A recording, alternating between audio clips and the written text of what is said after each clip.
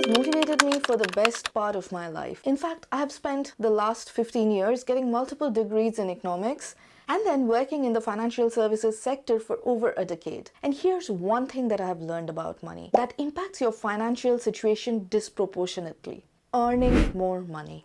In fact, you don't need me to tell you that the more you earn, the more you can save and invest and also spend. Just think about it. If you are on a 50K salary and saved 50% of it, just to keep the numbers simple, you would be spending 25K and saving and investing 25K. As opposed to if you are earning 100K and saved exactly 50% like before, you would be spending 50K and saving 50K. Of course, this is being really simplistic without considering taxes, without considering lifestyle inflation, or for that matter, the lack of lifestyle inflation. But looking at it in such simplistic terms makes it absolutely clear: the higher you earn, the better lifestyle you will have, and also the more financial abundance you will find later on in your life through savings and investings. So if there's one thing that I could focus on, and in fact the one thing that I focused on till about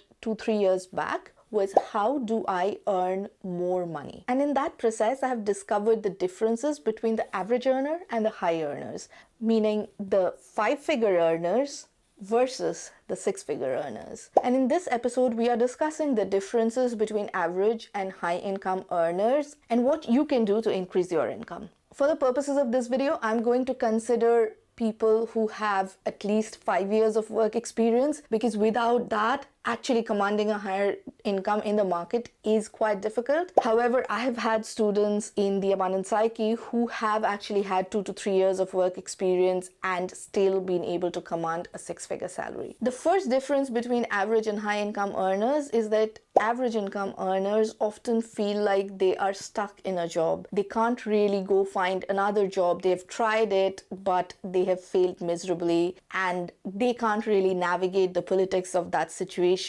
and therefore they end up feeling overwhelmed, burned out, overworked, and exhausted. However, 6-figure earners are respected experts in their industry who know that they can go out in the market and they'll find a job waiting for them, probably multiple jobs waiting for them. That's the confidence that they come across with. The second difference is that the average employee is extremely hardworking. They work through the day. Sometimes they work weekends.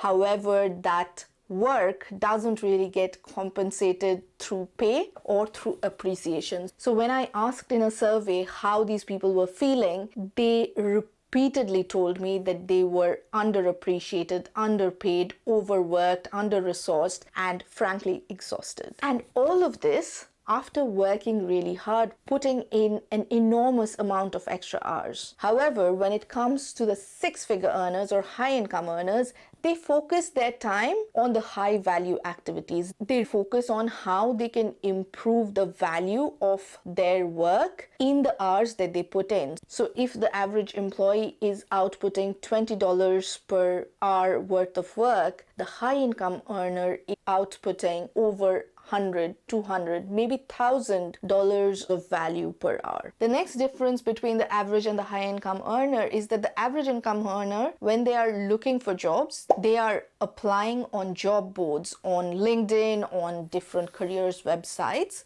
and they are sending out hundreds and hundreds of applications without hearing back from the recruiters at all. And they are not sure what they are doing wrong. They are even tweaking their CVs to the specific job description. What more could you be doing? All the gurus have told you that you need to tweak your CV to a particular job. All of them have given you 5 tips on how to interview better. And if you are an average earner, you probably also have done a tremendous amount of research on YouTube to interview better. And yet you hear crickets when you apply to a job. You probably even have tried cold messaging and networking. When we come to 6-figure earners, the story is completely different. They are networking with the right people. They are sending out their CVs through the back door. They are not wasting their times in lengthy assessment center processes unless they know that they are going to get that job. Because assessment centers, let's be honest, are extremely long and laborious.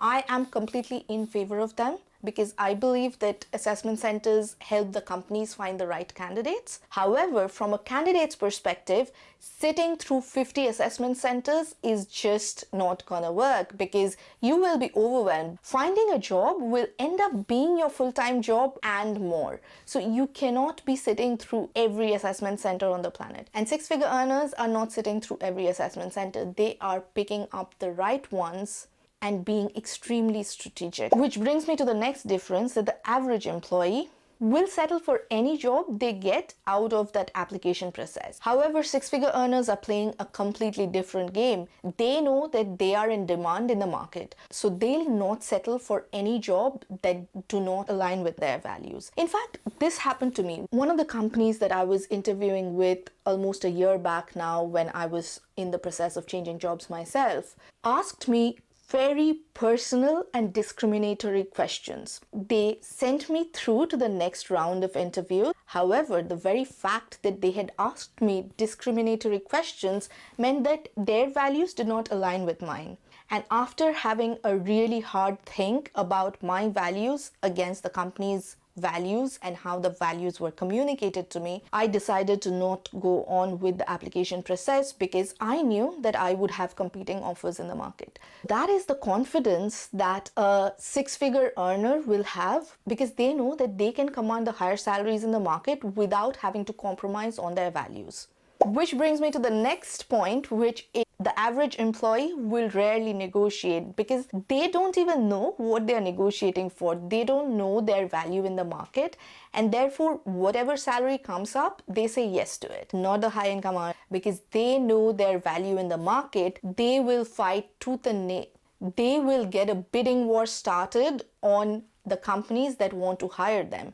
In fact, most of my students end up setting bidding wars of 5, 6, 7 dream employers. I'll tell you about one of my favorite students. She was getting rejected over and over and over again, looking for a job change for over 5 years. After working together, she had 7 dream jobs lined up, and she was literally asking me, how do I say no to my dream jobs?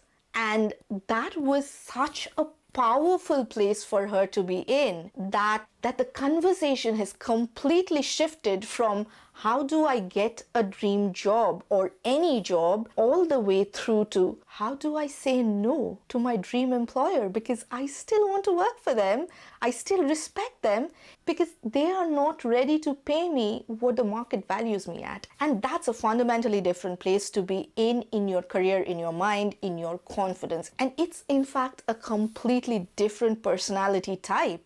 And here's what one of my survey respondents told me what they feared the most about the job search: the waiting, the uncertainty, and the depleting savings. But here's the truth. Ultimately, earning a high salary depends on you knowing a few critical pieces of the puzzle, you being able to piece that together, and you being able to stand in your confidence, in your truth, while asking for a raise, getting a higher paying job, looking for a higher paying job.